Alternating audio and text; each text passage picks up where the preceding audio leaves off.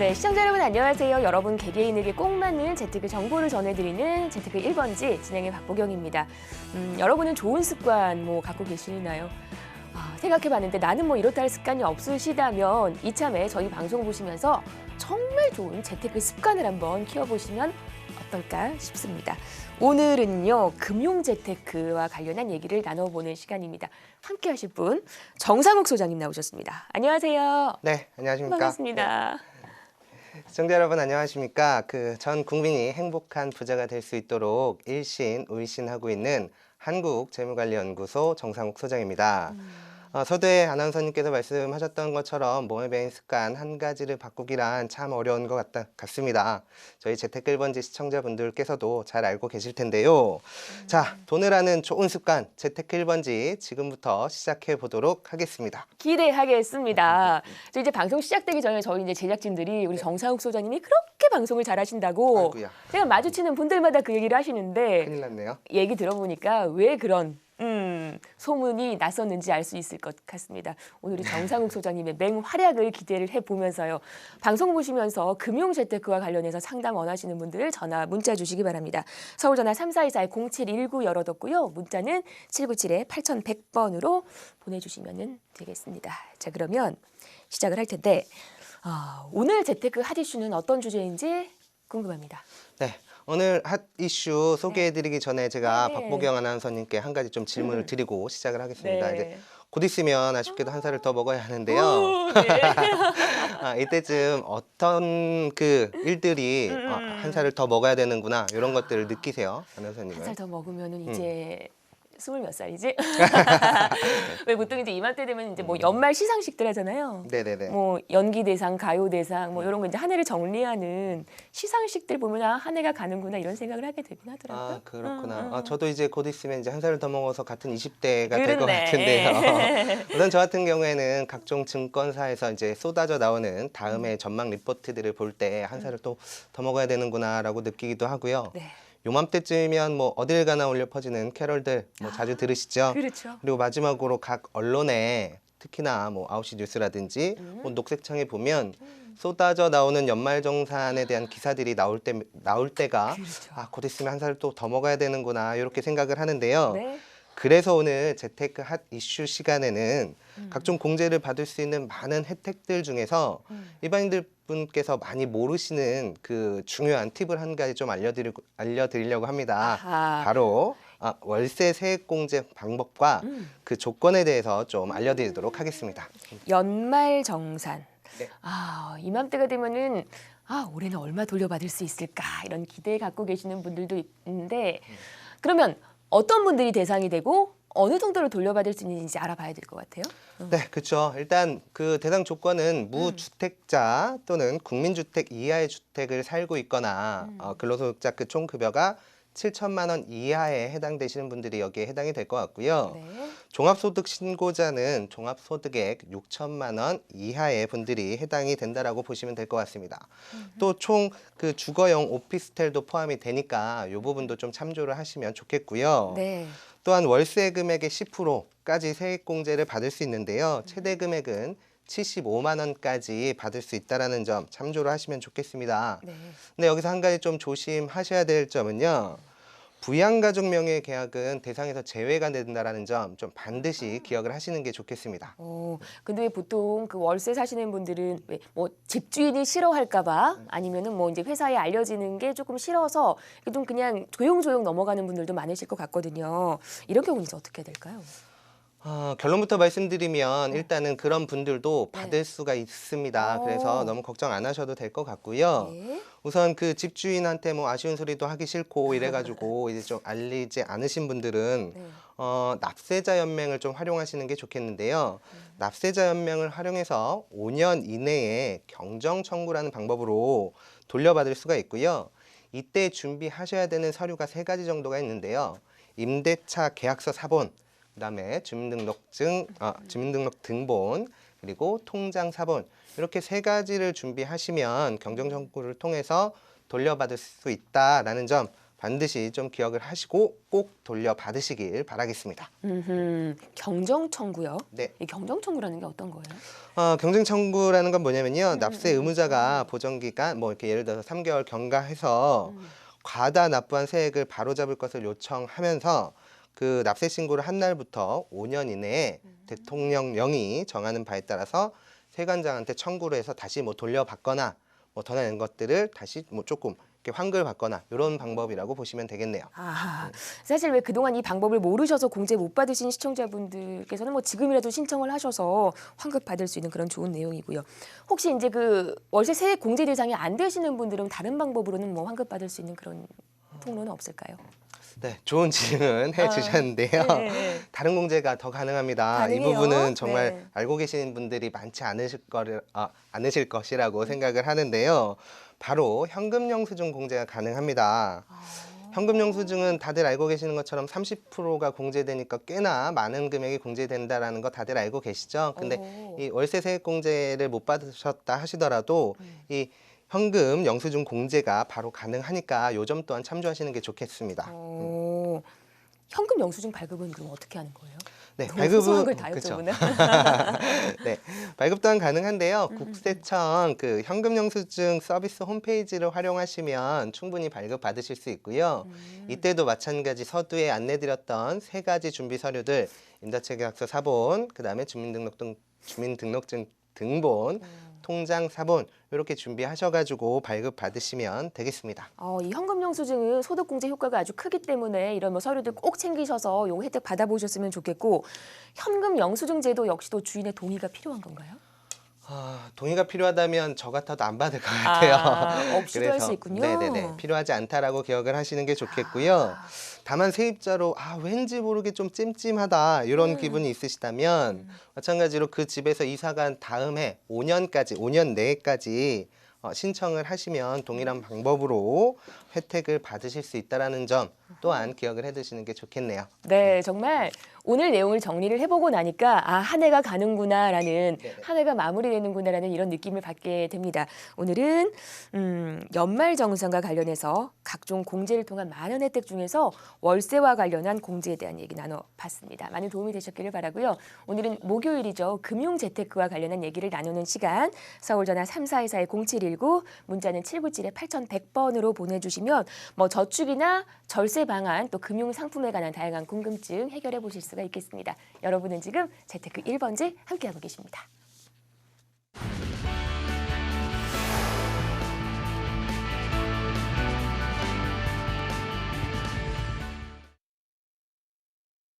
네, 재테크 1번지 오늘은 정상욱 소장님과 이 시간 함께하고 있고요. 여러분의 재테크 고민 지금부터 한 분 한 분 전화 연결 또 문자 상담 통해서 궁금증 해결해 드리도록 하겠습니다. 자, 그러면 첫 번째 전화부터 연결을 할게요. 네, 여보세요. 여보세요. 네, 여보세요? 네, 안녕하세요. 네, 안녕하세요. 네, 자, 어떤 궁금증 있으신가요?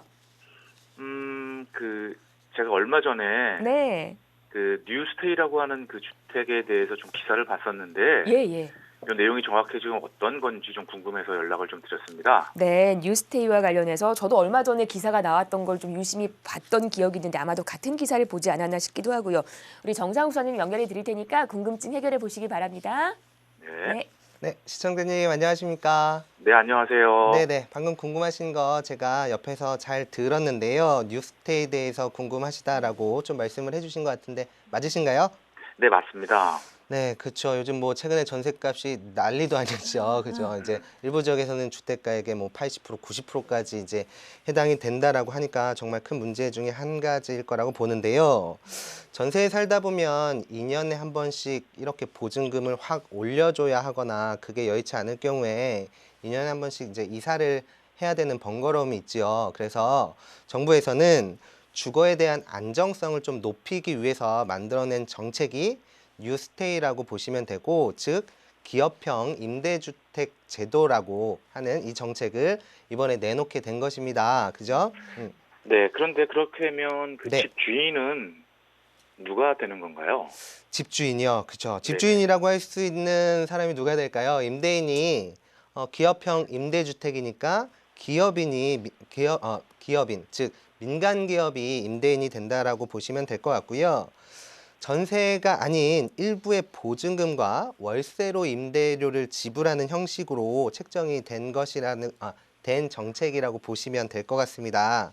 여기에 향후에 8년 동안은 안정적으로 거주를 할 수 있지만 향후에 8년이 지난 후 기업이 이걸 분양 전환을 할 수도 있고요. 그렇지 않을 수도 있다는 점도 좀 참조를 하시면 좋겠습니다.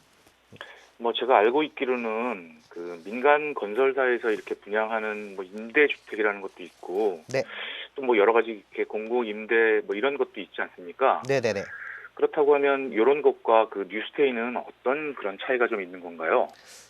시청자님 좋은 질문 해주셨는데요. 우선 기존의 민간 임대주택이 서민을 위한 정책이었다면 이번에 나온 뉴스테이 정책은 중산층을 좀 겨냥한 그러니까 중산층을 위한 정책이라고 좀 보시는 게 좋을 것 같다는 생각이 듭니다. 기존의 임대주택의 경우 임차인이 무주택자이거나 아니면 소득 등의 소득의 자격 조건 등이 있었죠. 그런데 주택 규모에 대한 규모의 제한도 있었고요. 그런데 이번 뉴스테이 정책에 발표된 주택은요. 주변 시세에 동일한 거의 비슷한 규모로 좀 가격도 책정이 되어 있고요. 그다음에 평수라든지 공급 면적 또한 거의 비슷한 구조로 좀 갖춰져 있다라는 차이. 뭐 요 몇 가지가 차이가 있다라는 거 좀 보시면 될 것 같은데요. 지금 말씀하시는 게 지금 임대료가 주변 시세하고 좀 비슷한 수준이라고 했는데 이렇게 지역마다 좀 차이가 있겠는데 네네. 그러면 이런 것들은 누가 정하게 되는 건가요? 최초 임대료의 책정에 대한 규제는 없습니다. 다만 말대로요. 그 주변 시세에 맞춰서 기업이 마음대로 좀 정할 수가 있다라는 점, 요걸 좀 참조를 하셔야 될 것 같아요. 아니 그렇게 된다 그러면 이렇게 굉장히 좀 고급 주택을 짓고 나서 네네네네. 월세를 뭐 1,000만 원, 2,000만 원 이렇게 받아도 된다는 겁니까? 월세, 그렇다고 하면 네네네. 나중에 그렇게 또 기업이 마음대로 또 임대를 올린다 그러면 또 네네. 문제가 될 것 같은데 아닌가요? 그쵸. 만약 그렇게 되면 정말 문제가 되겠죠. 근데 월세 1,000만 원을 받아도요, 문제가 없긴 한데요. 사실상 현실적으로 불가능하다라는 게 국토교통부의 입장입니다. 왜 그런지 제가 이유를 좀 조사를 해봤더니 호당 최대 1억 2천만 원까지만 기업 자금 지원이 가능하기 때문에요. 현실적으로는 그렇게 초호화 주택을 짓는 건 좀 불가능하고요. 임대료 또한 연 5%의 제한을 두기 때문에요. 2년마다 전세 보증금이 그렇게 막 큰 폭으로 올라갈 것이라는 이런 것들에 대한 부담 또한 덜하게 되겠죠. 그래서 제가 서두에 말씀드렸던 것처럼 이 정책의 주된 목적은 중산층을 겨냥한 주거 안전성이라고 좀 보시는 게 좋을 것 같습니다. 네, 알겠습니다. 그렇게 된다 그러면 그 예상되는 그 임대료는 좀 얼마 정도 될지 좀 궁금하고 사실 이게 일반 주택보다 좀 저렴해야지 네네. 그 좀 장점이 있을 것 같은데 네네. 서울만 하더라도 이렇게 시세는 굉장히 좀 차이가 크지 않습니까? 그쵸. 뭐 지역에 따라서 정말 천차만별인데요. 아직까지 실제로 임대가 된 것이 아니기 때문에 임대료에 대한 자료는 없지만 주변 시세에 따라 예측한 내용들이 지금 이제 막 각종 포털 사이트에 돌아다니고 있는데요. 일단 그 자료에 의거하면 수도권과 서울 지역을 제외하면 일반 평균적으로 보증금 4,500만 원에 한 월세 45만 원 정도 선이고요. 수도권은 보증금 6천만 원에 월세 한 60만 원. 그리고 서울 지역은 보증금 8천만 원에 월세 한 80만 원 정도 수준으로 예상이 되고 있습니다. 말씀하신 것처럼 서울 지역이 보증금 한 네. 8천만 원 정도의 월세 80만 원으로 예상된다라고 하면 네네. 뭐 이게 말씀하시는 것처럼 뭐 결코 싼 것 같지는 않은데 네. 뭐 혹시 전세로는 좀 거주를 할 수는 없나요? 네, 아쉽게도 그 전세로는 전환이 안 된다라는 점 먼저 말씀을 드리고요. 매월 임대료를 내는 월세 형태로만 좀 가능합니다. 그런데 이러한 임대료가 그리 싸지 않다는 점이 제가 볼 때는 이 정책의 실효성을 조금 의아하게 만드는 점이 아닐까 좀 생각이 되는데요. 왜 그러냐면 아무리 중산층이라 하더라도 매월 80만 원의 임대 보증금을 월세로 낸다라는 게 적지 않은 금액이잖아요. 8년 동안 그 월세가 인상되지 않는다 하더라도 총 내는 금액을 산출해 보면 7,680만 원이라는 비용을 지불해야 하는 거고 만약에 여기서 5%씩 상승이 된다라고 한다면 9천만 원이 넘는 금액을 지불해야 되는 겁니다. 그렇게 따지게 되면 결국에는 요즘 같은 금리에 한 3억 원 이상 정도를 대출받았을 때 월 80만 원 정도를 이자를 내고 있는 금액이니까 꽤 많은 금액이라고 좀 보시면 되겠죠. 그렇기 때문에 3억 원을 대출을 받을래, 혹은 아니면 이걸 월세로 낼래, 요 차이인 것 같은데요. 결국은 제 생각엔 이 정책은 8년 거주라는 안정성은 있지만 몇 가지 사항은 좀 반드시 보완이 돼야 하지 않을까라는 생각이 제 생각입니다. 시청자님. 도움이 좀 네. 되셨나요? 네, 그 뭐 좀 쉽게 설명을 해주셔서 네네네. 많은 좀 도움이 된 것 같습니다. 고맙습니다. 네, 지금 질문의 수준이 너무 높으셔서 MC인 저도 많은 도움이 됐고요. 또 언제든지 궁금한 점 있으시면 언제든지 저희 재테크 1번지에 문을 두드려 주시기를 바랍니다. 와, 뉴스테이에 대해서 이렇게 큰 관심이 있으신 줄은 몰랐네요. 근데 지금 얘기를 제가 옆에서 가만히 들어보니까 이게 뭐 전세난을 해소하기에는 어느 정도 좀 한계가 있지 않나 이런 생각을 해봅니다. 뉴스테에 대한 얘기 나눠봤습니다. 계속해서 다음 궁금증 함께 하도록 하겠습니다. 전화 받아볼게요. 네, 여보세요. 여보세요? 네, 안녕하세요. 네, 안녕하세요. 자, 어떤 궁금증 있으신가요? 저는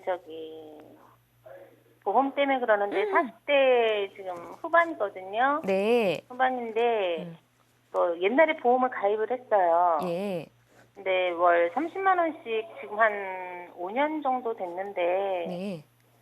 이게 주위에 누가 이제 보험 설계사 하는 분이 이사 오셔갖고 한번 저도 궁금하던 차이만 물어봤어요. 예, 예. 이게 어떠냐 했더니 그분이 하시는 말씀이 이게 위험하고 나중에 뭐 원금도 못 받을 수 있다는 가능성이 있다고 해서 그것 좀 한번 여쭤보려고요. 알겠습니다. 어떻게 네. 변액보험을 옛날에 가입해서 30만 원씩 한 5년 정도 지금 붓고 계시는 상태라는 거. 맞아요. 40대 후반에 지금 주부님이신 거죠? 네네. 예, 알겠습니다. 우리 정상욱 소장님께 과연 이거 계속 둬도 안전한 건지 한번 여쭤보도록 하겠습니다. 연결해 드릴게요. 네, 고맙습니다. 네. 네, 시청자님 안녕하세요. 예, 안녕하세요. 네, 오늘 전화 주셔서 감사드리고요. 예, 예. 궁금사항들 제가 옆에서 들었습니다. 일단 네. 자세한 내용은 몇 가지를 또 더 여쭤보고 상담을 좀 도와드리도록 할 건데요. 네네. 일단은 이유가 어찌됐든지 간에 옆집에 보험 설계사분이 이사 오셨다. 그분한테 물어봤더니 원금이 보장이 안 돼서 위험하니 해약을 해라. 네네. 근데 맞아요. 일단 5년 정도가 지나서 저는 그냥 해약을 하시는 거는 그냥 반대라는 입장을 먼저 말씀을 좀 드리겠는데요. 네. 혹시 지금 해약을 하시면 5년이라는 시간이 지나긴 했는데 혹시 원금에 손실이 발생이 되었나요? 그러니까는 이게 해약을 하게 되면 네. 어떻게 물어보니까 한 손해가 80 정도라고 하더라고요. 근데 네네.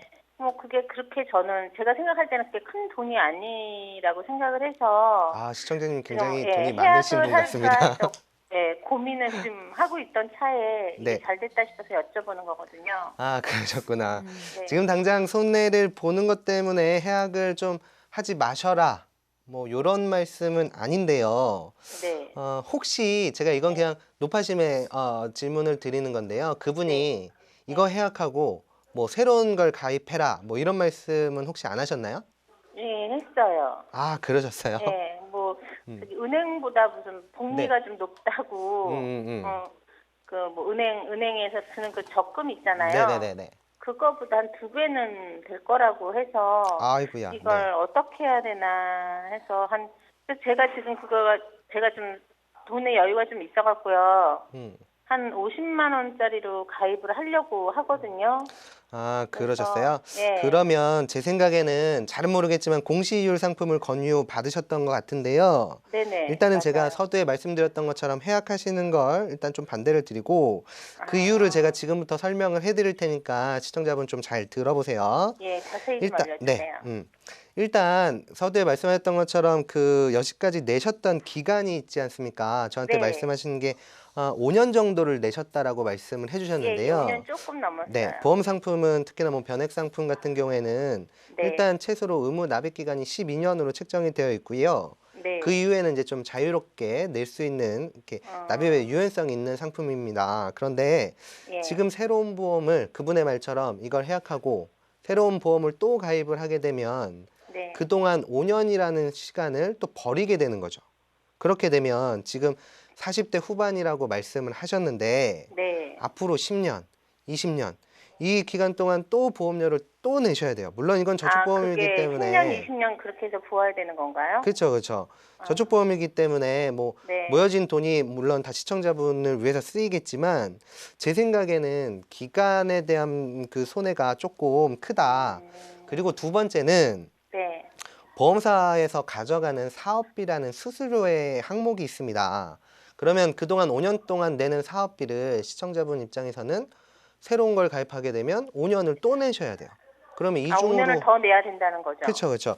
이중으로 사업비를 계속 내야 하기 때문에 네. 결국에는 비용 손실이 발생된다라는 겁니다. 그래서 제가 봤을 때는 지금 당장 이걸 해약하기보다는 몇 가지의 대안을 제가 좀 안내를 해드릴 텐데요. 네. 자, 그거를 한번 좀 지금부터 설명을 해드릴게요. 예. 잘 한번 좀 들어보시고요. 네. 일단 보험 상품은요, 모든 상품 다 그렇습니다. 사업비라는 명목을 뗄 텐데 아마 시청자분이 그 권유받았던 저축 상품 또한 사업비 항목으로 한 10에서 15% 정도를 사업비를 뗄 겁니다. 그러면 시청자분이 10만 원을 그 상품에 가입한다면 한 달에 10,000원에서 15,000원 정도는 수수료로 빠져나간다는 얘긴데요. 그 상태에서 뭐 복리로 이자를 많이 줍니다. 뭐 3% 이상을 줍니다라고 해도 네, 맞아요. 예. 거기에서 떼가는 사업비를 차감해 보면 실질적으로 내가 받는 건 한 1%대 초반선 정도의 이율밖에 안 된다라고 좀 보시면 됩니다.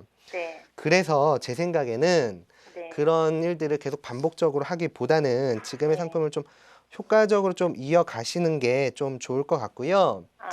핵심은 네. 시청자분 핵심은 예, 이제 예. 그 몇 가지의 이제 추가 납입이라든지 사업비를 줄일 수 있는 방법을 제가 알려드릴 테니까 네. 그 방법을 좀 활용하셔가지고 장기적으로 금융상품을 좀 이어가시는 걸 권장을 드리고요. 예. 혹시 지금 추가적으로 네. 장기적인 상품에 금액을 더 저축할 수 있는 여유가 되시나요? 아까 제가 네네네. 돼요. 한 언뜻 50만 원 듣기로는 정도. 네네네. 한 50만 원 정도의 금액을 더 저축하실 수 있으세요? 네. 그러면 시청자분 이렇게 하시는 네. 게 좋을 것 같아요. 지금 가입하신 그 변액 30만 원짜리에 한 네. 달에 뭐 한 20에서 30만 원 정도를 추가 네. 납입을 한번 해보시는 게 좋을 것 같다라는 지금 생각이 들어가는 듭니다. 거에 더 추가를 하라는 거죠? 그렇죠, 그렇죠. 그걸 해약하지 마시고요. 그냥 그대로 유지하시고 네. 원래 새롭게 가입하시려고 했던 50만 원 중에 일부 한 네. 2, 30만 원을 그 상품에 추가 납입을 추가. 설정을 해서 네. 저축을 하시게 되면 네. 아까 말씀드렸던 10에서 15%의 사업비가 물론 보험사별로 차이는 있겠지만 예. 1%에서 2%로 줄어들게 되고요. 특정 보험사는 추가 납입 수수료가 0%이니까 네. 수수료를 확 떨어뜨릴 수가 있습니다. 그렇기 때문에 네. 제 생각엔 새로운 보험 상품을 또 추가로 가입하기보다는 기존의 네. 상품보다 상품에 추가 납입을 하셔가지고 사업비를 네, 좀 네. 줄이시고요. 예. 그리고 한 가지 더 팁으로 말씀을 드리면 네. 변액 상품은 좀 펀드 관리를 좀 잘 해야 되는데 이런 부분을 좀 참조로 하시는 게 좋을 것 같습니다. 근데 서 기자님 네. 제가 펀드 관리를 제가 잘 몰라서 그냥 냅두고 있는데요. 네. 그럼 어떻게 그러면 해야 되나요? 전문가라고 있는 저도 이 펀드 관리가 사실 쉽지는 않은 것 같습니다. 네. 그렇기 때문에 그냥 제가 어려운 거 다 빼고요. 네. 시청자분 입장에서 펀드 관리할 수 있는 요령 딱 한 가지만 안내를 해드릴게요.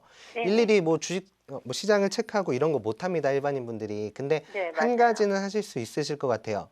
뉴스를 보시겠지만 네. 지속해서 뉴스에 뭐 일주일 이상 계속 연일 하락세입니다. 뭐 연일 경기가 안 좋습니다. 예. 이런 관련 기사들이 나오면 네. 이제 주식시장이 좀 안 좋은 거니까 그동안 이제 매월 들어가는 매월 네. 납입 금액은 좀 공격적인 주식형으로 좀 바꿔주시고 그리고 이제 뭐 주식시장이 연일 뭐 최고가를 경신하고 있습니다. 이럴 경우에 방송들이 이제 계속 연이어서 이제 나온다면 네. 내가 갖고 있는 펀드의 수익률이 많이 올라간 거니까 네. 적립금을 이제 네. 해당 보험사에 전화를 하셔가지고 네. 적립금을 안전한 채권형으로 옮겨주세요라고 해서 이렇게만 좀 하시면 되는데 채권형으로 옮겨달라고요? 네 사실 예. 그렇죠. 이 또한 말처럼 쉽지는 않습니다. 그쵸. 그렇기 때문에 네.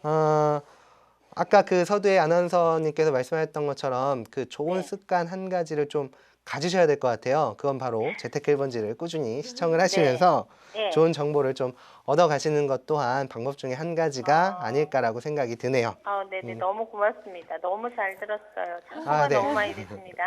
네, 감사합니다. 네, 전화 주셔서 네. 반가웠고요. 또 언제든지 네. 궁금증 있으시면 전화 주세요. 예, 고맙습니다. 네. 이 변액 상품이라는 게 장기적으로 펀드 관리까지 해야 되는 거기 때문에 네.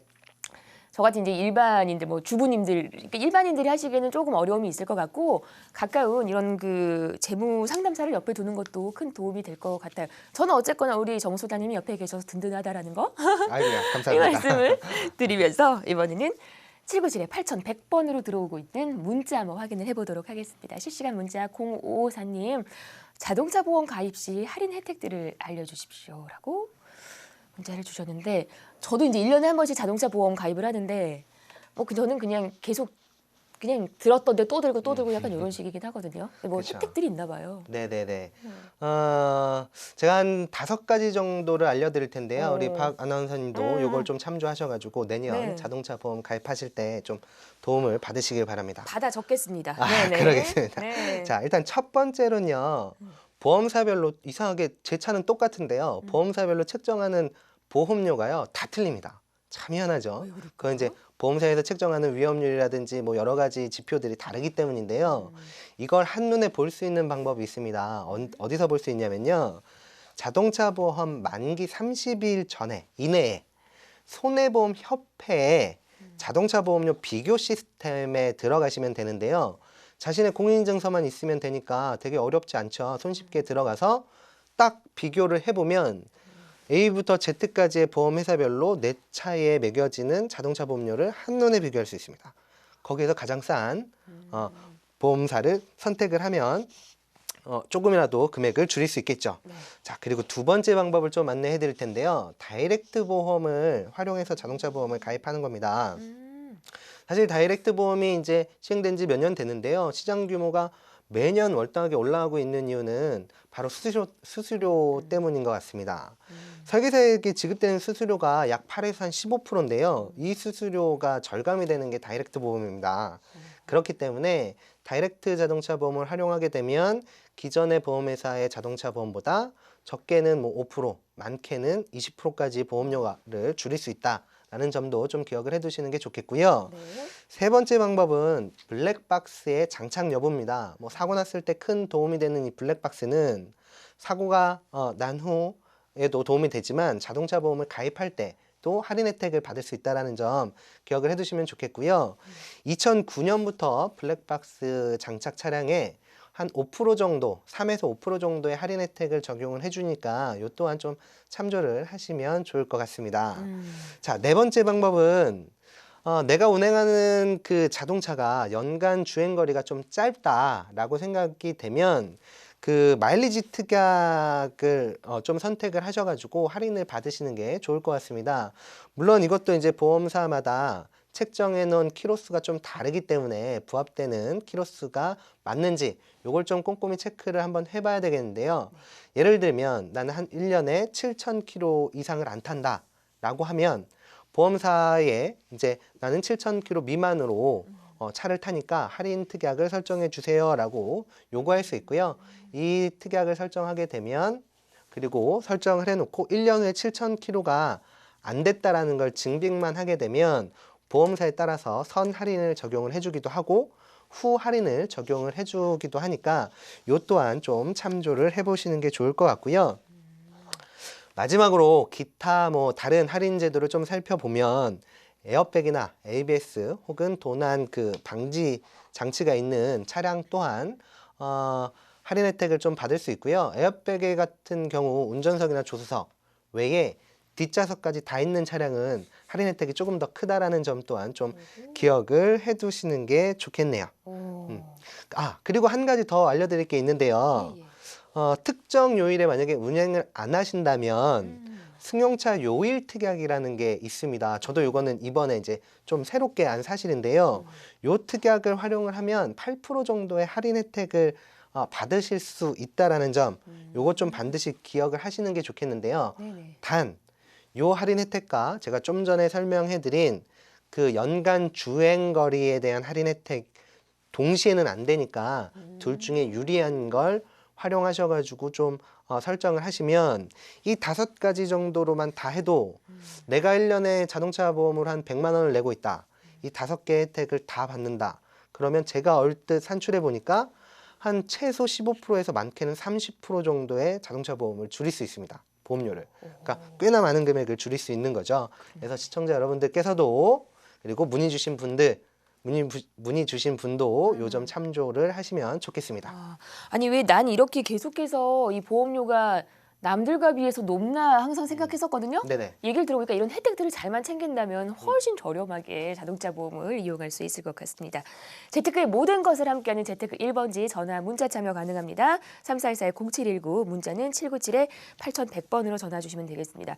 저희 프로그램은 재테크에 많은 도움을 드리는 프로그램이고요. 보다 다양한 정보를 제공하기 위해 제작이 됐습니다. 투자는 항상 여러분의 확인과 판단 하에 이루어져야 된다는 거 잊지 마시기 바랍니다. 자, 그러면 계속해서 다음 전화 또 이어가 보도록 하겠습니다. 네, 여보세요. 네, 여보세요? 안녕하세요. 네네. 자, 어떤 궁금증 해결해 드릴까요? 아, 네. 제가 노후 준비 때문에 좀 고민이 되세요. 네. 네, 요새 뭐 국민연금 때문에 좋다, 안 좋다 얘기가 많이 나오는데요. 네네. 강제로 거의 내는 거니까 안 낼 예. 수도 없는 거고해서 근데 좀 아. 걱정이 돼서 전화드렸어요. 알겠습니다. 국민연금과 관련해서 저도 궁금해요, 시청자님. 네네. 저도 답변을 함께 한번 들어보도록 하겠습니다. 소장님 바꿔드릴게요. 네. 네, 시청자님 안녕하세요. 네, 안녕하세요. 네. 네네. 사실 국민연금에 대해서 궁금하셨다 하셨고 아나운서 분께서도 궁금하셨다 궁금해요. 하셨는데 저도 궁금한데 어떡하죠? 네.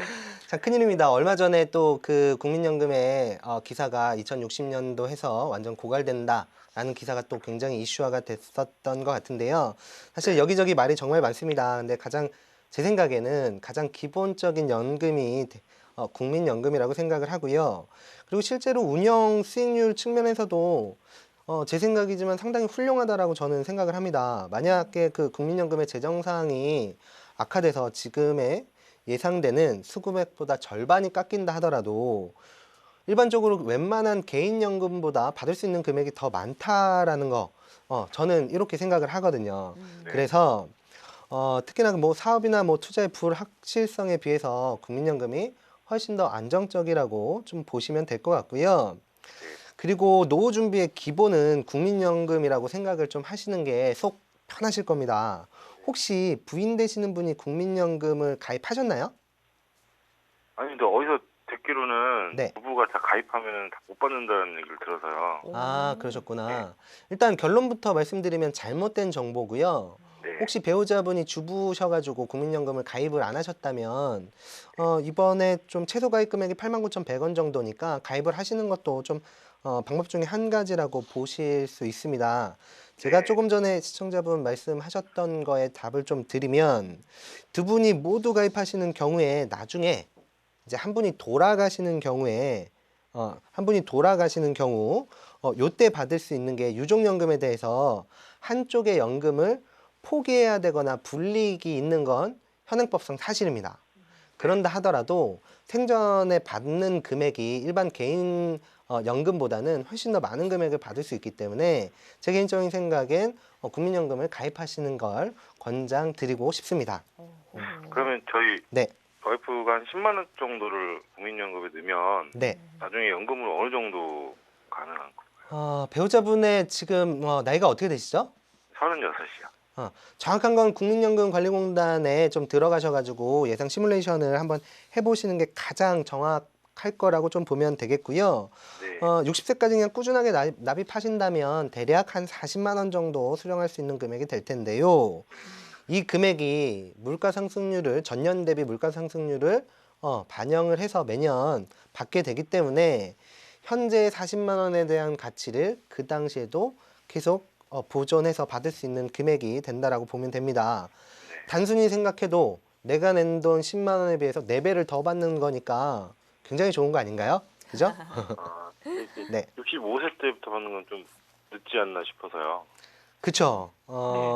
그래서 이제 조기 노령연금이라고 해서 60세 때부터 받을 수 있긴 한데요. 네. 이렇게 되면 전체적인 이제 수급액이 좀 낮아지기 때문에 활용을 좀 하시는 걸 좀 자제하셨으면 좋겠고요. 그때 부족한 건 사실상 이제 개인연금을 활용을 하시는 걸 좀 권장을 드립니다.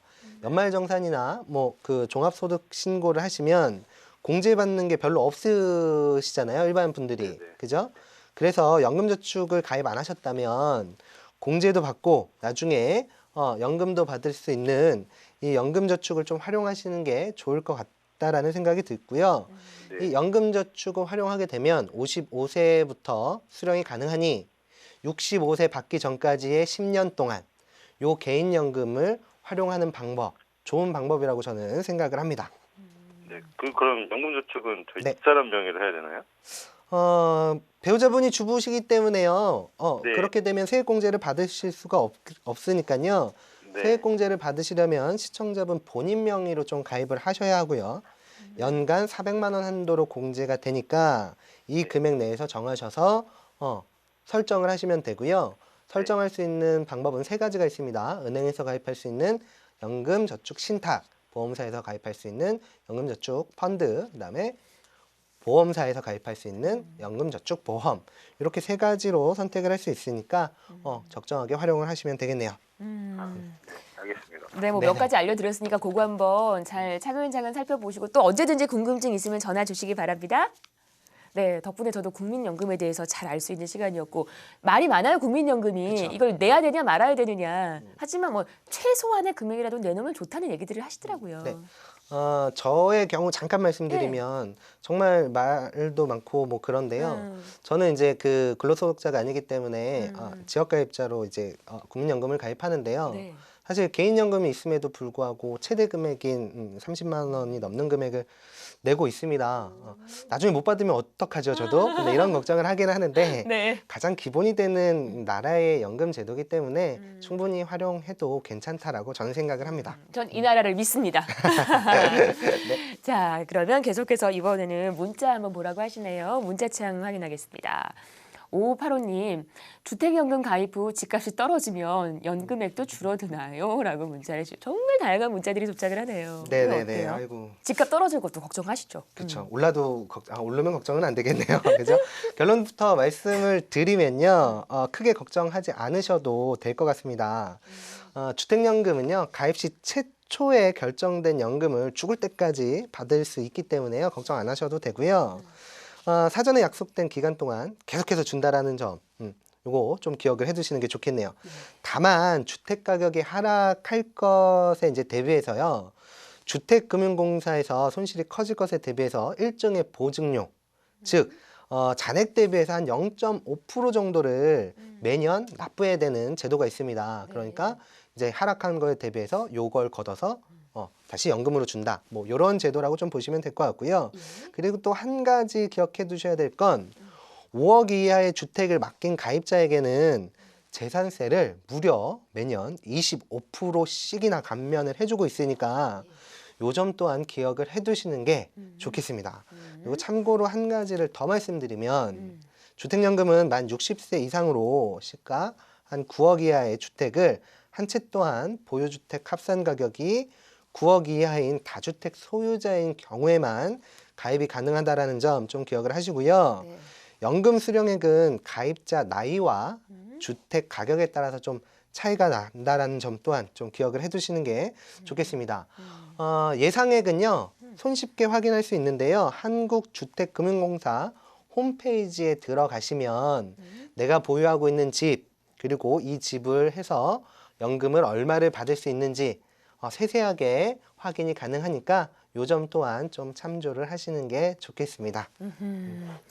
그러니까 별로 걱정하지 않으셔도 되겠네요. 가입 시 최초 결정된 금액으로 계속해서 유지된다는 거 답변을 드렸습니다. 문자 하나 더 볼까요?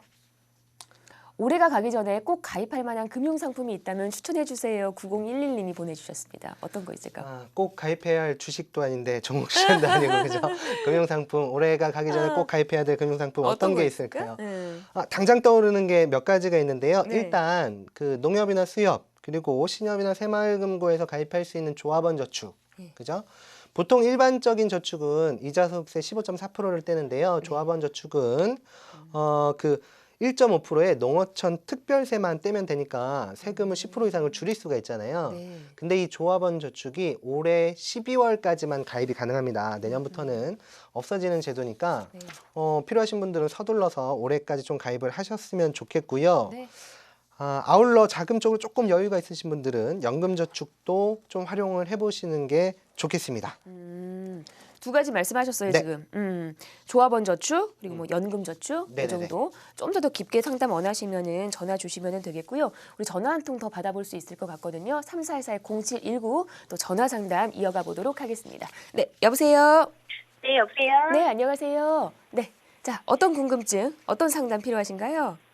예, 저 오늘 전화 드린 거는 네. 그 여기저기 공제를 받을 수 있는 상품들이 있다고 해서요. 어떤 네. 게 있는지 궁금해서요. 세제 혜택 볼 수 있는 금융 상품들 어떤 게 있는지 네. 알겠습니다. 우리 소장님 바꿔드릴게요. 상담 받아보세요. 네. 네. 시청자님 안녕하세요. 오늘 전화 주셔서 감사합니다. 네, 감사합니다. 네, 시청자님 제가 좀 전에 이제 뭐 그 공제에 대해서 궁금하시다라고 하셨는데요. 혹시 네. 지금 근로소득자신가요? 아니면 사업소득자세요? 네, 저 근로소득자예요. 좋습니다. 그러면 오늘 몇 가지를 좀 정리해 드릴 테니까 참조를 하시고 해당되시는 것들에 좀 도움이 되셨으면 좋겠고요. 우선 제가 안내해 드릴 것 중에 첫 번째는 소득공제 장기 펀드를 좀 활용할 수 있는 방법이 있습니다. 이게 가입 시 연 납입 금액의 40%를 소득공제를 해주는 펀드인데요. 납입 금액은 최대 600만 원까지니까 매월 50만 원 정도 설정할 수 있겠네요. 그죠? 그리고 네. 소득공제 받을 수 있는 금액은 240만 원까지 240만 원 정도 셈이니까 굉장히 좀 활용해 볼 만한 가치가 있는데요.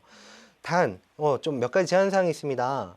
연봉이 5천만 원 이하 근로소득자만 좀 설정이 가입을 할 수가 있거든요. 그래서 요 점 좀 기억을 해 두셨으면 좋겠고요. 가입 후 5년 내에 해약을 하시게 되면 그동안 받았던 공제를 다 환급, 그러니까 추징당하니까요. 요 점 또한 기억을 하셔가지고 설정을 하시는 게 좋겠고요. 이 소장 펀드 또한 올해 12월까지만 설정을 할 수가 있습니다. 내년부터는 없어지니까 시청자분이나 아니면 이 방송을 보고 계신 분들도 해당이 되신다면 올해까지 좀 가입을 서두르시는 게 좋을 것 같네요. 그죠? 네요. 그러면 혹시 그 네. 청약저축도 공제가 되는 건가요? 청약저축 공제가 가능합니다. 근데요, 이것도 몇 가지 제한적인 게 있는데요. 소득이 7천만 원 초과자는 120만 원 한도로, 7천만 원 이하자는 240만 원 한도로 40%까지가 가능합니다. 그런데 이건 뭐 다 해주는 건 아니고요. 무주택 세대주만 좀 해당이 된다라고 좀 보시면 될 것 같습니다. 이것도 기억을 해두시는 게 좋겠고요. 혹시 또 다른 게 있는지 궁금해서요. 제가 종신보험을 가입을 하고 있는데요. 네. 이것도 혹시 공제가 가능한 건가요? 종신보험이요. 한 달에 납입되는 보험료가 대략 얼마 정도 되시죠? 지금 한 달에 한 10만 원 정도 되는 것 같아요. 네. 그러면 연간 100만 원대로 총 급여 5,500만 원 이하자가는 16.5%가 이제 세액공제가 되니까 물론 이제 시청자분도 여기에 해당이 된다라고 보시면 될 것 같고요. 좀 전에 10만 원씩 1년이면 120만 원이니까 100만 원 한도 풀로 다 받고 계시다라고 보면 될 것 같네요. 그렇군요. 그럼 제가 한 가지만 더 여쭤볼게요. 마지막으로 제가 그 근무하는 회사에서요. 네. 퇴직연금을 가입을 하고 있는데요. 이건 혹시 어떤 혜택이 있는지 알 수 있을까요? 혹시 개인연금 저축도 가입을 하셨나요? 네. 저 연금 펀드로 한 달에 한 20만 원 정도 납입하고 있어요. 네, 꽤 잘하셨네요. 간단하게 정리를 해드리면요. 연금저축과 퇴직연금 합산 연 1,800만 원 납입 한도로 연금저축은 400만 원, 그리고 퇴직연금 300만 원, 이렇게 합산해서 700만 원까지 세액공제를 받을 수가 있습니다. 시청자님의 경우 매달 20만 원씩 연 한 240만 원과 퇴직연금으로 납입되는 금액이 세액공제 대상으로 보면 될 것 같습니다. 네. 감사합니다. 답변 네. 감사합니다. 네, 전화 주셔서 반가웠습니다. 세제 혜택을 볼 수 있는 금융상품 어떤 게 있습니까? 라고 이렇게 전화를 주셨는데 워낙 이제 다양한 것들이 있으니까 잘 살펴보시기를 바라고요. 혹시 특별히 좀 주의해야 될 점 이런 건 없을까요? 제가 조금 전에 말씀드렸던 것처럼 올해까지 가입할 수 있는 저축이 딱 두 가지가 있습니다. 소장 펀드와 그다음에 조합원 저축이 올해 12월부로 이제 가입을 할 수가 없기 때문에 제가 조금 전에도 말씀드렸던 것처럼 해당되시는 분들은 좀 가입을 좀 서둘러 주시는 게 좋을 것 같아요. 네. 자, 절세 금융 상품에 대한 얘기까지 제가 전화 상담 마무리를 하면서 오늘 상담은 여기서 이제 매듭을 지어야 될 것 같습니다. 방송 끝난 후에도 전화 문자는 계속해서 열려 있으니까 3424-0719로 전화 주시고 797-8100번으로 문자 보내주시면 되겠습니다. 오늘 함께한 정상욱 소장님과 전 여기서 같이 인사를 드려야 될 것 같습니다. 저는 내일 이 시간에 금요일에 더욱더 알찬 내용으로 더 많은 시청자분들 만나 뵈러 오도록 하겠습니다. 고맙습니다.